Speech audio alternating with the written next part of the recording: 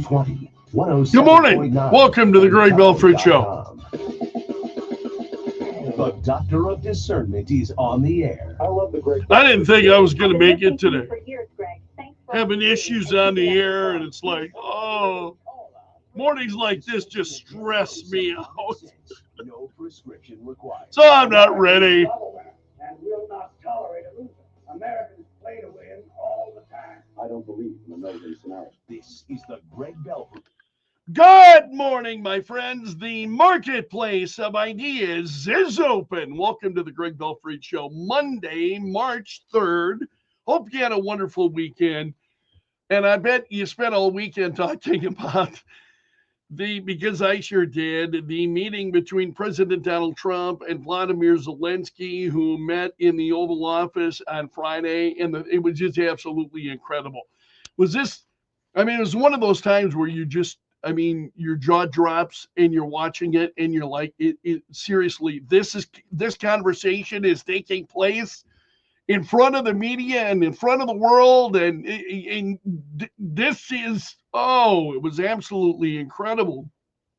And I'm not saying that because of Donald Trump. The immediate reaction from the Democrats is, just incensed with President Trump and the vice president. How could the vice president say these kinds of things? And I'm sitting there, I'm like, Vladimir Zelensky shows no respect. He shows absolutely no respect to America. He shows he's in the Oval Office, for heaven's sake. He's in the Oval Office and he's in there arguing with President Trump. Would you, if you were, and maybe you've got a number of different things that you would and could argue with the president about, would you do it in front of the cameras?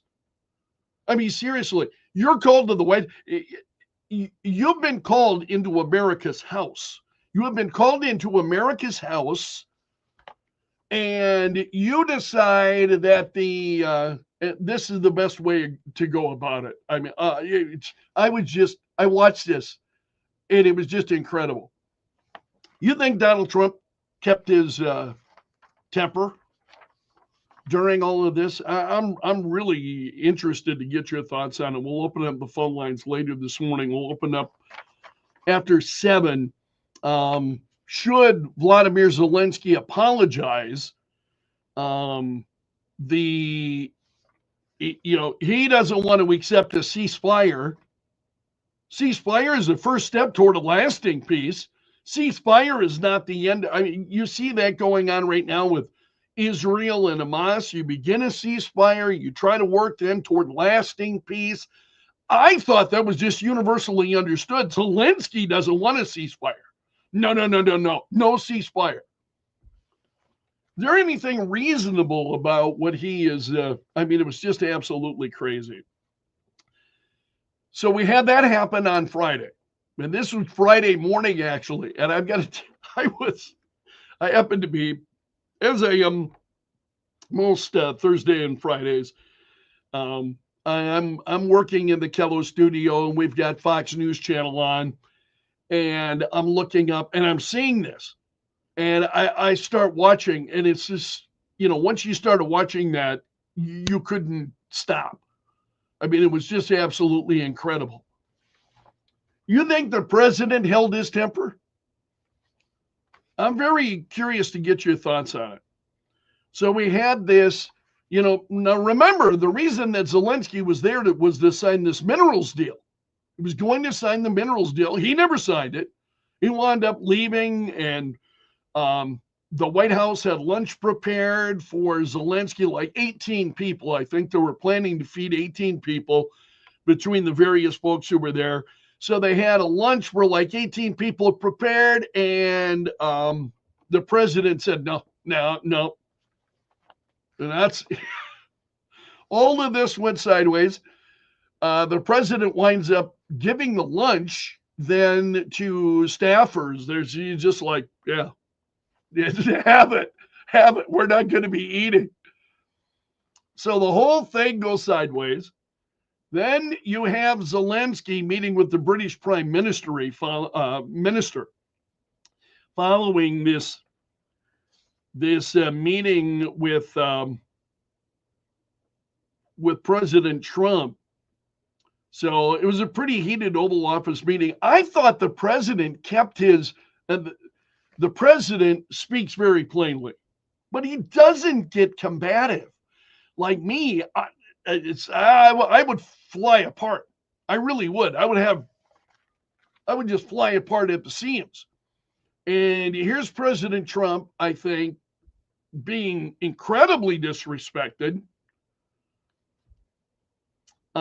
So the president accused Zelensky of having a tremendous hatred for Vladimir Putin, and that's understandable, I think. And Zelensky said the U.S. would feel the effects if Ukraine lost the war. So you're seeing a lot of mixed reactions. What don't you anymore? Democrats are all upset with President Trump, and they can't believe how he acted. They especially cannot believe how the vice president acted. And I'm like, I think they're heroes, man. I think they're heroes. I'm like, yeah, all right. America first, baby. Somebody standing up. You come into our house and you're going to call us ugly in our house? Oh, yes, again. I mean, that's my reaction. So we'll get yours coming up this morning. It's crazy. Just absolutely crazy. So now you've got Europe rallying around Ukraine. Zelensky met with the Prime Minister of the UK Saturday. And they had a meeting then in London yesterday. And before the closed door talks, Keir Starmer told Zelensky that Ukraine has full backing across the United Kingdom, stressing that we stand with you for as long as it may take. So you've got a lot of Europeans, these are senior heads of state, senior officials throughout the UK voicing their support for Ukraine and for Zelensky. And is that a surprise? I mean, the UK is incredibly left of where the United States, certainly where President Trump is at. So the UK talk, the same thing you're hearing from Democrats in this country, that's what you're hearing from the UK. The same kind of stuff. It's just absolutely incredible. So this is the European Union's foreign policy chief said on X, they would step up our support to Ukraine so they can continue to fight back against Russia, saying today it became clear that the free world needs a new leader. It's up to us, Europeans, to take the challenge. That's leadership? The same thing? More fighting in Ukraine? You call that leadership? I think a lot of us, if you want peace, do you want peace in Ukraine? That's what it boils down to. You want to see peace in Ukraine. Because what Europe has brought us and what Zelensky has brought us is more and more fighting. More and more fighting, and he can't win. Zelensky can't win that war. Ukraine cannot win that war. They just can't. And you got Marco Rubio out there, the Secretary of State, talking until he's blue in the face.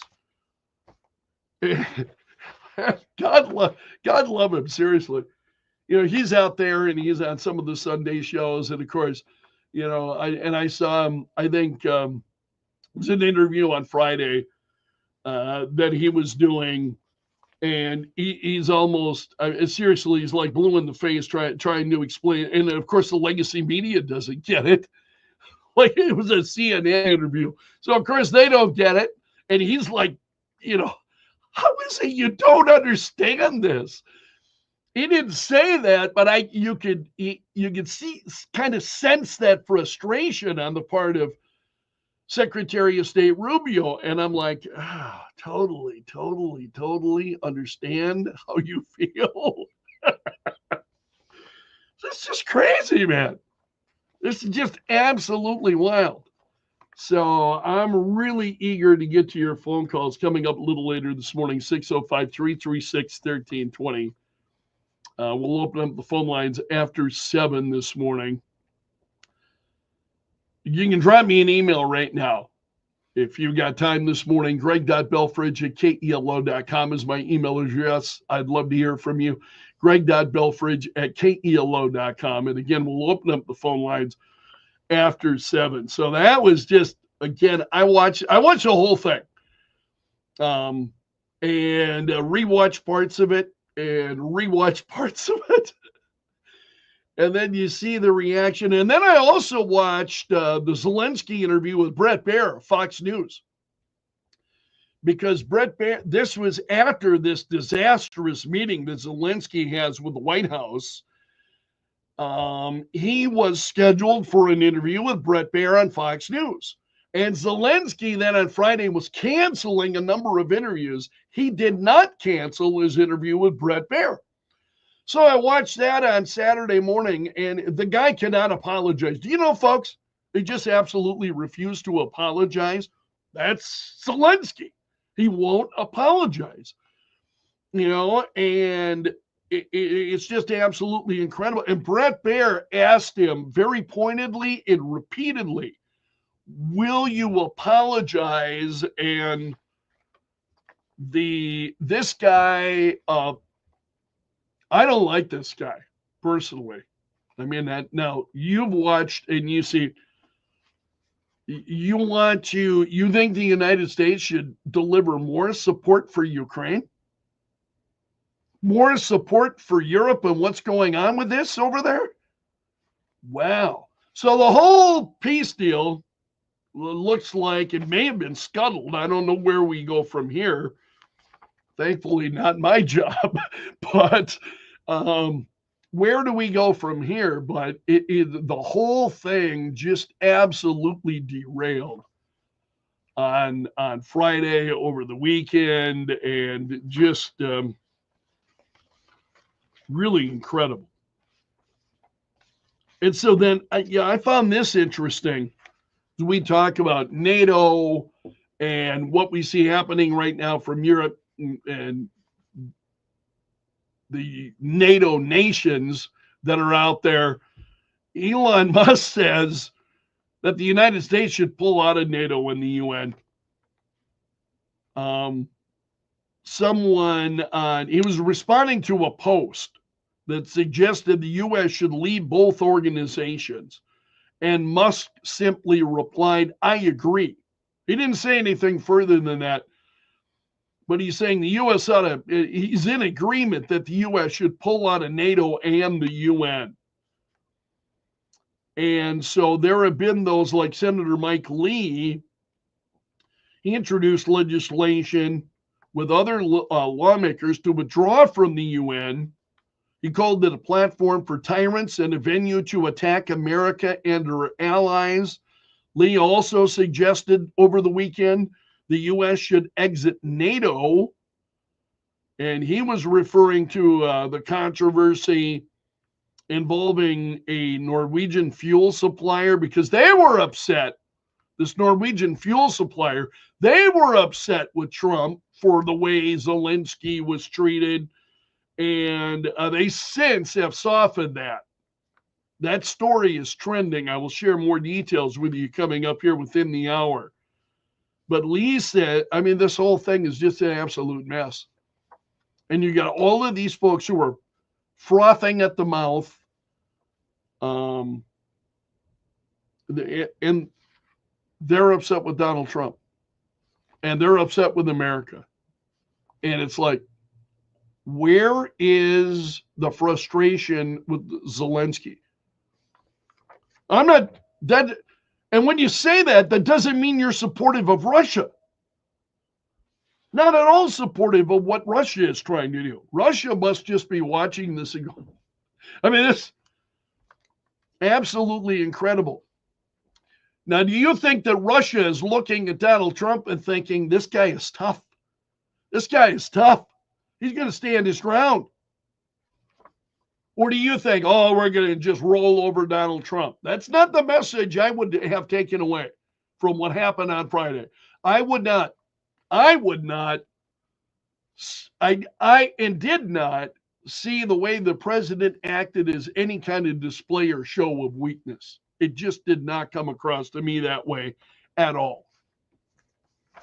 So Elon Musk saying the U.S., in agreement at least, that the U.S. should pull out of NATO and the UN. Also, as we look at a few other stories, just touching on the big news, the president planning to pardon Pete Rose. That's a conversation we've not had in a while. The president says he's planning to issue a pardon of Pete Rose. He posted this on True Social Friday night. And he said that Rose shouldn't have been gambling on baseball, but only bet on his team winning. He had the most hits by far in baseball history, won more games than anyone in sports history. Now you've got now remember, Pete Rose has died. He is no longer with us. And the family of Rose is trying, they're still in talks with baseball to try to get Rose reinstated. And to be able to honor Pete Rose and his accomplishments. And so now you've got the president saying he's planning to pardon Pete Rose. And I'm curious to get your thoughts about that as well. That's another, that story really caught my attention because we have been talking about Pete Rose and being banned from baseball for years. And there are a number of folks who had thought that he should, there are those who are frustrated with him. There are those who believe he ought to be in the Hall of Fame, baseball's Hall of Fame. And so now Donald Trump stepping in after the death of Rose. What would your reaction to that be? It's a very intriguing story. Also, we had the Oscars last night. I'm going to run that down for you in trending stories. Some of the winners. This is the big story this morning at the New York Post. Oscars best and worst moments. Conan O'Brien. Conan was the host. I love Conan O'Brien. Zoe Saldana. And that huge best picture shocker. I have to tell you, I'm not one to follow the award shows. I'm not one to, I just don't follow new offerings all that much anymore. And when it comes to the award shows, I haven't really been greatly intrigued by the award shows for a very long time. But that's a big story this morning. With the respect to those who are, I certainly understand why so many people are. President also announced over the weekend the names of 5 digital assets that he plans to include in a new U.S. crypto strategic reserve, which caused their market value to spike. And following the announcement, Bitcoin jumped more than 6% to the $90,000 level. So this was the president's executive order taking the Presidential Working Group on Financial Markets, creating guidelines for digital financial technology. The president hosted the first White House Crypto Summit on Friday. Also, so again, 5 cryptocurrency and the United States investing in a strategic reserve of those 5 cryptocurrencies. And as you might imagine, they skyrocketed as a result. An additional 2,500 to 3,000 active duty U.S. troops have been ordered to the U.S.-Mexico border including soldiers from a motorized brigade equipped with armored Stryker combat vehicles. So the Secretary of Defense, Pete Hegseth, approved the deployment Friday. And they're trying to reinforce and expand current border security operations to seal the border and protect the territorial integrity of the United States. Also,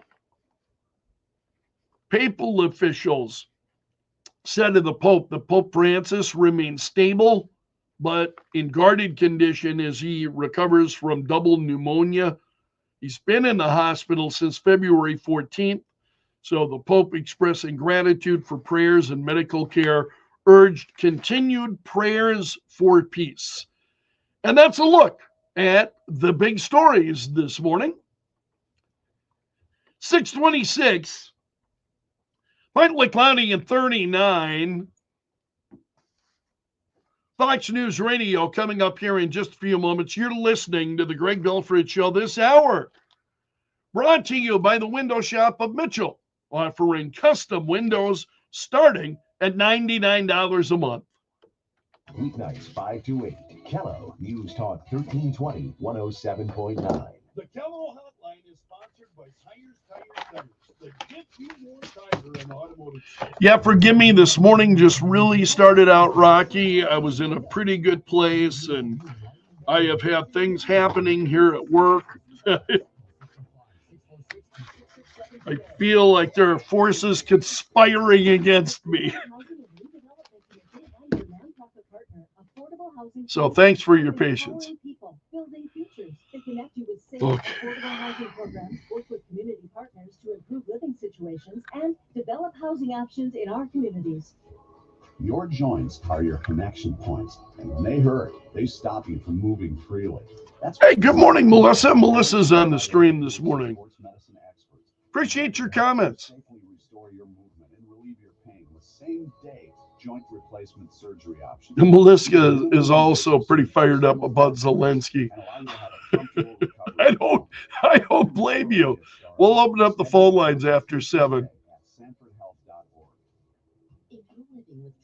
Okay, what am I doing? Here we go. Ba-dum-boom. GA can be unpredictable and progress rapidly, leading to irreversible vision loss. Now there's something you can do to slow it down. Izervay is proven to slow GA progression. Izervay or avastin-capted Pago is a prescription eye injection used to treat GA. Don't take it if you have an infection or active swelling in or around your eye. Izervay can cause eye infection, retinal detachment, or increased risk of wet AMD. Izervay may temporarily increase eye pressure. Your vision may be impaired after an eye injection or exam. Don't delay. Ask your doctor about Izervay today. Izervay gets GA going slow. Visit Izervay.com. That's IZERVAY.com. Paid for by Astellas Pharma. A winter storm will be threatening the region as we get into... Oh, no! Already monitoring winter storm watches in parts of the region. Extremely strong winds tomorrow late in the day. In like a lion, out like a lamb, right? Continue to watch the weather. Highs today, nice and mild at 59. Stay tuned from the Storm Center at Kettleland TV. And in Sioux Falls at 629, it's partly cloudy and 39 currently at Kello. I'd call it mostly clear this morning. Hope you had a great weekend. Joe Bowman is on duty in the Kello.com News Center. Wildfire burning in the Black Hills has grown to 340 acres. Joe will have details. Will South Dakota soon have passenger train service? The state Senate committee in Pierce says yes. South Dakota lawmakers also working through bills on property rights, elections, and government spending. Big deadline approaching today for state lawmakers. So Joe will have details on those stories and more coming up here in moments for you. Fox News Radio is next. You're listening to the Greg Belfrage Show on Kello.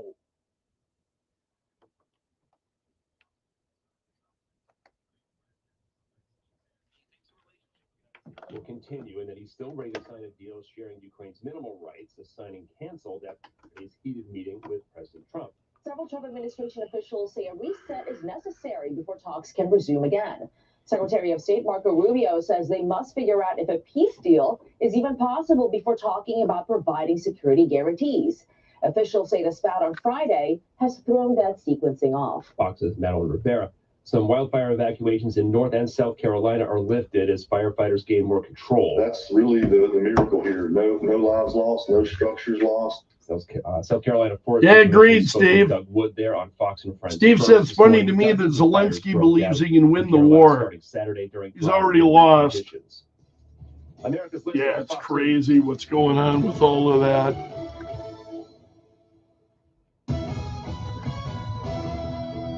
Hello, News Time, 6:31. I'm Joe Bowman in the Kellogg.com News Center. A wildfire burning in the Black Hills has grown to 340 acres. The Green Acres fire Eyes forward, always looking ahead. Hot Springs started late Saturday morning. The fire is now 75% contained. All evacuation notices have been lifted. Will new train service begin chugging along through South Dakota? Well, a Senate committee has concurred with a House resolution showing support for bringing Amtrak passenger rail service to South Dakota. Dan Bilka with All Aboard Northwest says research done on the expansion of Amtrak shows the potential for high usage. These new services would run on and thus upgrade existing railroad infrastructure across the state, infrastructure which has long been denied federal funding in the past. The Senate Transportation Committee voted unanimously in favor of the resolution. It now moves to the Senate floor for approval. South Dakota and Wyoming are the only states in the lower 48 that do not have Amtrak passenger service. South Dakota lawmakers work through bills on property rights, elections, and government spending as a critical deadline approaches today. Today is day 30 of the legislative session, the last day for either chamber to pass a special appropriation bill beginning there. Some important measures include bills on condemnation proceedings, the requirement of being a citizen of the United States to vote, and the revision of presumptive probation. The Senate will continue work on funding bills for the Ellsworth Air Force Base expansion, as well as changing Medicaid eligibility and setting congressional term limits.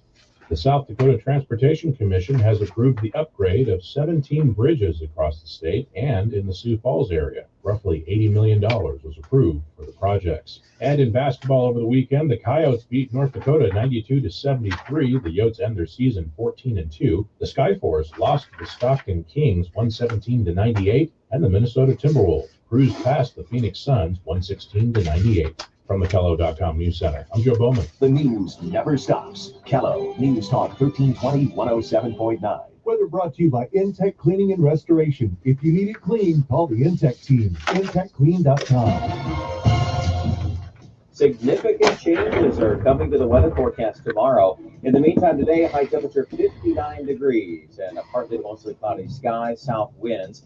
Lows tonight in the upper 30s as rain showers begin, maybe some drizzle. Tomorrow, high near 40, falling temperatures, strong winds, could gust over 50 late in the day with some snow. From the Storm Center at Kettleland TV, I'm Brian Karstens. Quench your thirst for information at the Kellogg Water Cooler. Kellogg News Talk 1320 107.9 and Kellogg.com. It's Monday, a new month, and a new week. Today, I'll show you how to put AI to work for your business, your personal career, your company right now. Within minutes, you will have a leg up on your competition, no matter who or what it is. I'm Kim Commando for Oracle. Cut your cloud bill in half right now. Move to Oracle Cloud Infrastructure. Does your company qualify? Find out at oracle.com/Kim. Everyone's basic AI question is, how can I make it work for me? Start the day with this. Open ChatGPT or whatever AI that you use. Tell it exactly what your company does. And tell it about your products, your marketing, your goals. Then finish with this prompt. Analyze all my competitors and give me 3 strategies to make us stand out. That's just for starters. After you've studied the answers, refine the question. Ask about each of the products competition. Ask about weaknesses and how you can make your product stand out. And get a leg up and always be tech ahead with my free newsletter. Sign up right now at getkim.com. Even if you think it's a bit overhyped, AI is suddenly everywhere. From self-driving cars to molecular medicine to business efficiency. If it's not in your industry yet, it's coming fast. But AI needs a lot of speed and computing power, So how do you compete without costs just spiraling out of control? It's time to upgrade to the next generation of the cloud, Oracle Cloud Infrastructure, or OCI. It's a blazing fast and secure platform for your infrastructure, database, application development, plus all of your AI and machine learning workloads. OCI costs 50% less for computing and 80% less for networking. Thousands of businesses have already upgraded. Oracle is offering to cut your current cloud bill in half if you move to OCI. Offer ends March 31st, 2025. See if your company qualifies for this special offer at oracle.com/Kim. That's oracle.com/Kim. Oracle.com/Kim. Oracle.com/Kim. The Kim Commando Show, live Saturday mornings at 9. Callow News Talk 1320 107.9. The Kello Hotline is sponsored by Tires, with 2 locations to make sure you have the 1320 this winter. Enroll in Farm Bureau Financial Services Driveology, and you'll instantly save 10% on your auto insurance premium. Over time, your safe driving habits could earn you even bigger savings, up to 50%. Learn more and start saving with Driveology at fbfs.com/save. 10% savings applied at enrollment for select coverages. Future savings based on individual driving behaviors and varies by coverages selected. Farm Bureau Property and Casualty Insurance Company, Western Agricultural Insurance Company. During tax season, your personal info travels to a lot of places you can't control. Between payroll, your home office, your tax preparer, and the IRS, if your W-2 gets exposed, that's just the ticket for identity thieves. That's why Loving your comments here. Just reading through your comments. If your identity Stephen, Melissa. Guaranteed or your money back. Don't let identity thieves take you for a ride. Save up to 40% your first year with promo code CLAY. Visit lifelock.com. Terms apply. Why pay more for prescriptions? Stop overpaying and start saving with Single Care. It's easy. Okay, there we go. Show the coupon at the pharmacy and start saving. Single Care works at pharmacies nationwide and is completely free to use, whether you have insurance or not. So the next time you fill a prescription, check Single Care to make sure you're getting the best price. Take control of your prescription costs. Go to singlecare.com or download the free app today.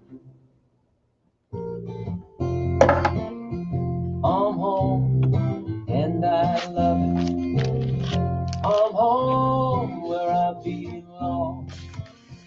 I'm home, and I love it. I'm home where I belong. It's always nice to come home, but these days, many Americans are at risk of foreclosure and losing their homes.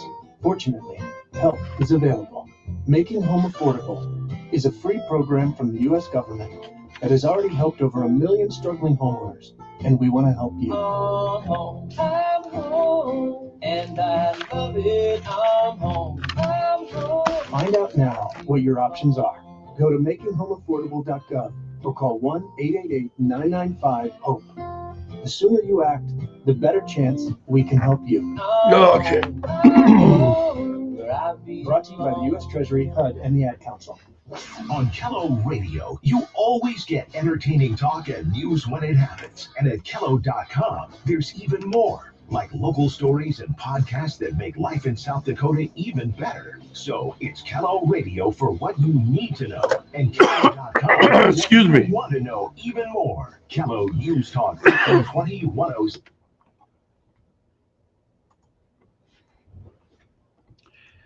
639, mostly clear, and 39. Good morning. Welcome to the Greg Belfrage Show. Really nice to have you along this hour. Brought to you by the Window Shop of Mitchell, offering custom windows starting at $99 a month. What's trending now? Add them on Facebook. Let the tweeting begin. The hashtag does that. News and views from Belf's News Gallery. Well, the Academy Awards took place last night in Los Angeles, and the winner of Best Picture was Anora. Best Actress went to Mikey Madison for Anora. Best Actor went to Adrian Brody for The Brutalist. Best Supporting Actress, Zoe Saldana for Amelia Perez. And Best Supporting Actor to Kieran Culkin, A Real Pain. Best Director, Sean Baker of Anora, and on it goes. Those are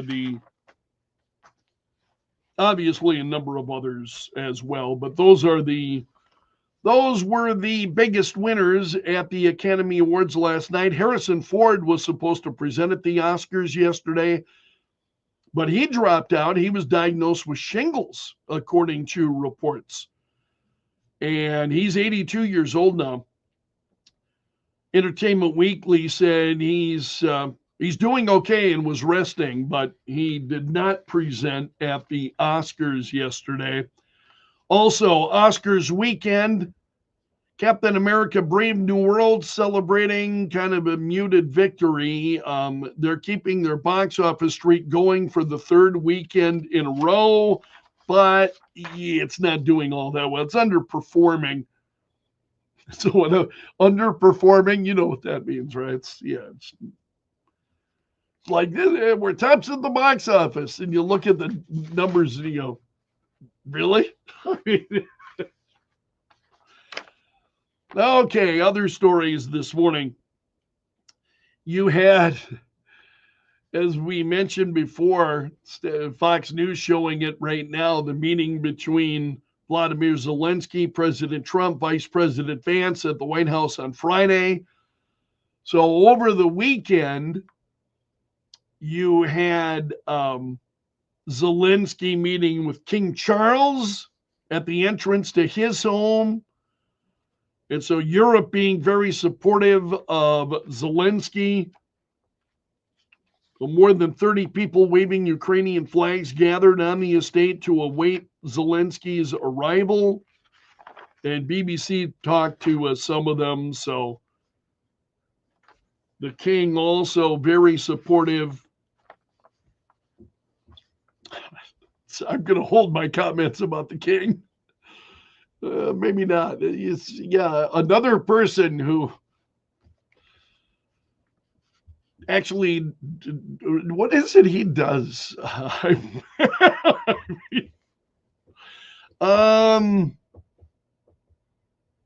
Also, Zelensky leaving the Oval Office, and reports were that he was kicked out. This is Fox News, Jackie Heinrich at Fox News, saying that basically Zelensky was kicked out. And he did not sign the mineral deal. That was the whole reason he was at the White House, was to sign that mineral deal. And he did not sign it. And reports suggested that he was kicked out. Fox News says the lunch, which the two presidents were supposed to take part in, was eaten by Oval Office staffers. They were left unattended. And Oval Office staffers then literally eating their lunch. What did Jackie Heinrich said? The lunch was kept in the hallway of the Oval Office. However, Zelensky left after the meeting after a heated argument with Trump and Vice President J.D. Vance. The staff then ate the lunch, she said. The lunch he was supposed to have was sitting right out in the hallway. Staffers now will be eating that lunch. I think Donald Trump ate Zelensky's lunch. I mean, if you watch that meeting. So you have Zelensky then meeting with, he was over in Europe, then meeting with the UK.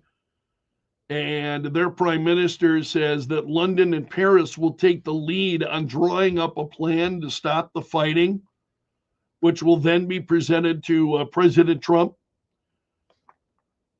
It's about time. What have they been waiting for? I mean, this is a question I ask myself. What have they been waiting for? Why couldn't they show this kind of leadership before now?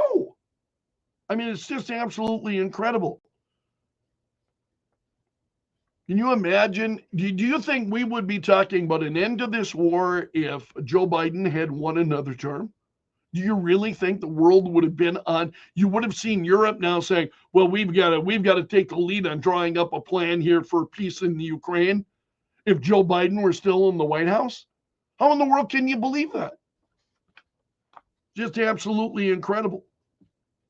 Love him or hate him, Donald Trump sparks people to get things done. So the British Prime Minister saying yesterday that they'll be working together. And Starmer, in an interview with the BBC, said it was talking about the summit on Ukraine yesterday. He said that possibly a few others could be involved in drafting the plan. And he said it's an important step forward after the confrontation then between Ukraine and President Trump. Also, you had the vice president who was a part of that. And so I don't think you'll be surprised. Vice President J.D. Vance's family planned to visit a Vermont ski resort over the weekend. Well, that was interrupted by hundreds of protesters showing up, showing their support for Ukraine. And this is, a grassroots organization committed to saving democracy. Oh, yeah, you better believe it. This is a group of people who has always been supportive of standing with Ukraine. However, I think yesterday's performance at the White House has probably galvanized even more people to come out today. Yeah, you showed up and what you complained and what transpired as a result of that. Think anything changed? I don't think so. This stuff is just maddening. Also, the Pentagon sending 3,000 more U.S. troops to seal the border with Mexico. So Pete Hegseth approved that deployment on Friday. Elon Musk, in a Saturday evening post on X, a MAGA influencer wrote, "It's time to leave NATO and the UN." This was in response to Senator Mike Lee.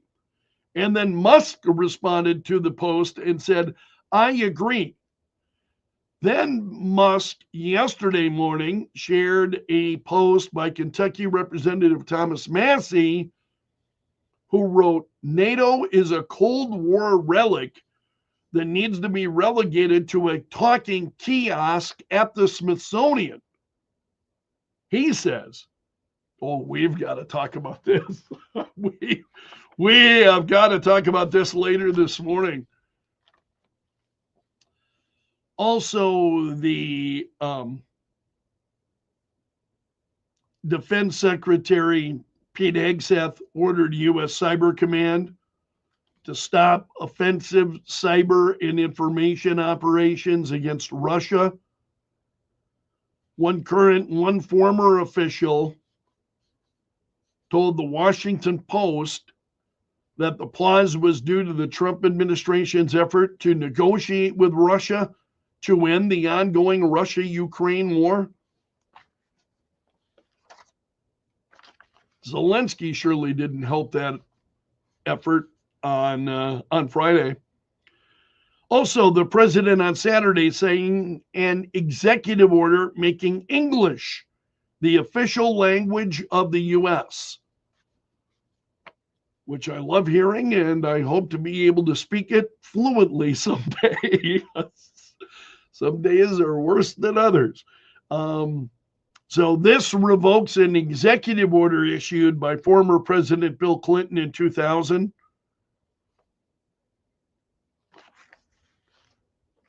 Also, Norway, the Norwegian government had said that they were going to stop supplying fuel to the U.S. Navy after a local oil and shipping company said they would boycott America over the confrontation between Donald Trump and Vladimir Zelensky. Watch this reaction. Seriously, I mean, just look at this reaction and what you're seeing. It is absolutely incredible. Well, anyway, the Norwegian government, so you got a local oil and shipping company saying they're going to boycott America. So the Norwegian government then steps in and saying, no, they will continue supplying fuel to the United States.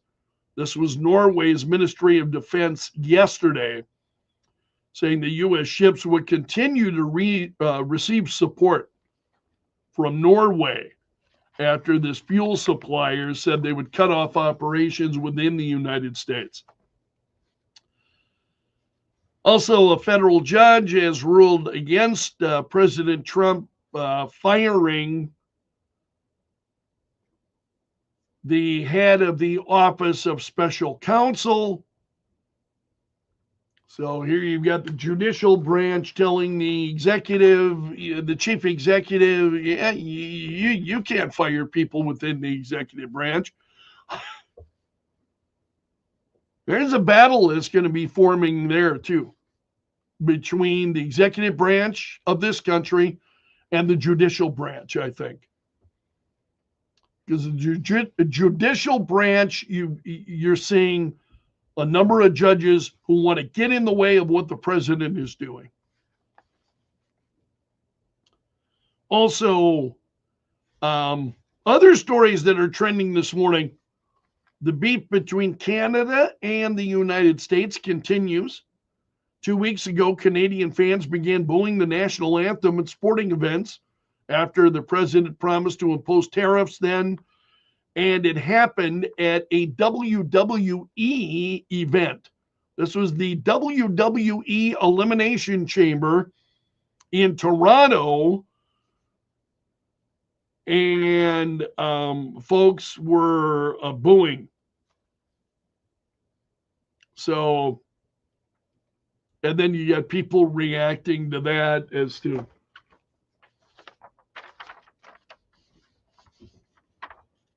Also, several people were arrested Saturday during a protest outside a New York City Tesla dealership.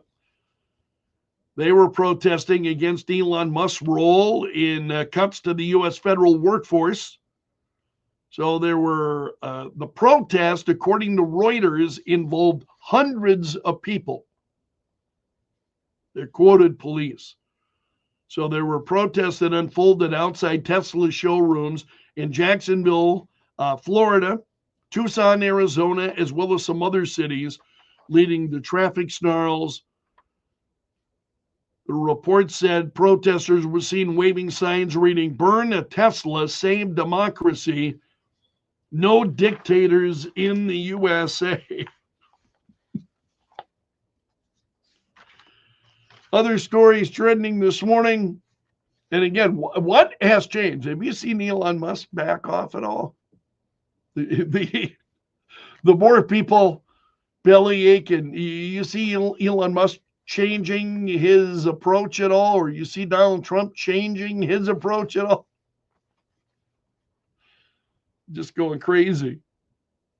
Also, outside of politics, it's an interesting story. A private lunar lander, the Blue Ghost, touched down on the moon. So this is from Firefly Aerospace. Their Blue Ghost lunar lander carried a vacuum drill and other experiments for NASA. So it touched down on the moon yesterday. And the lander's mission is the latest among a group of companies looking to establish business on the moon before NASA begins human missions again with their Artemis program. And Firefly's chief engineer for the lander said, "You all stuck the landing, we're on the moon." Yeah, it was a pretty good landing, actually. according to reports. And also, Trump administration sent out a second round of emails Friday night demanding all federal employees summarize their work over the past week after the first effort a week ago fizzled. And so they're still doing it. They're asking workers to list 5 things they accomplished during the week. And now you've got more agencies that are saying they'll be part of it. The Department of Defense, Pete Hegseth, talked about civilian contractors with the department saying, yeah, they're going to need to, we need you to provide the list of things that you accomplished. So a lot of pushback, but they're not relenting. Also, the State Department has ended its support for rebuilding the Ukrainian energy grid. NBC News reported 2 USAID officials who are working on the agency's Ukraine mission. Also, the president signed an executive order and a memo regarding the U.S. lumber industry. And the White House has been calling it a crisis in both supply and demand.